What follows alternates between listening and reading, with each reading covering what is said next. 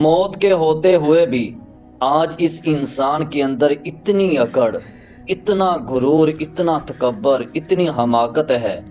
اگر موت نہ ہوتی تو بتاؤ اس انسان کے اندر کتنا غرور ہوتا، یہ دنیا غرور سے، تکبر سے کتنی بری ہوتی۔ اور ہر انسان کو پتا ہے کہ میں اس دنیا میں کوئی 100، 200، 500، کوئی 1000 سال کے لیے نہیں آیا، میں بہت جلد اپنے پروردگار سے ملنے والا ہوں۔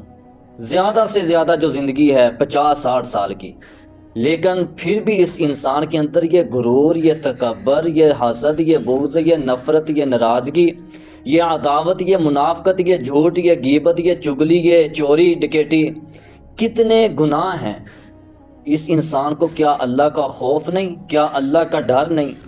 تو میں یہ کہنا چاہتا ہوں کہ اسی انسان کی اگر 5000 سال زندگی ہوتی، یا اس انسان کے لیے موت نہ ہوتی، تو بتاؤ آج دنیا میں کیا کچھ ہونا تھا، اس انسان نے کیا کچھ کرنا تھا۔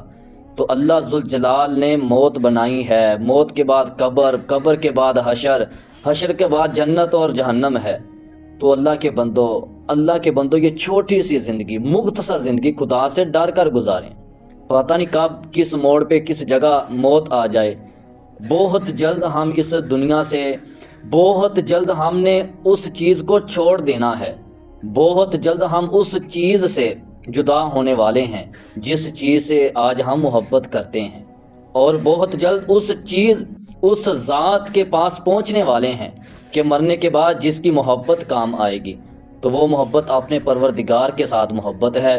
اپنے رب سے محبت کریں، نبی اکرم صلی اللہ علیہ وسلم سے محبت کریں، پیارے دین سے محبت کریں، اور دین اسلام کے مطابق ایک چھوٹی سی زندگی گزاریں، اور اس چھوٹی سی زندگی میں ایک بڑی زندگی، کہ جس زندگی میں موت ہی نہیں، سبحان اللہ، جس زندگی میں موت کا ذکر ہی نہیں، اس انسان کو موت آنی ہی نہیں، تو اس زندگی کے لیے تیاری کریں۔ بھلا یہ کیسی زندگی کہ جس زندگی میں موت ہے؟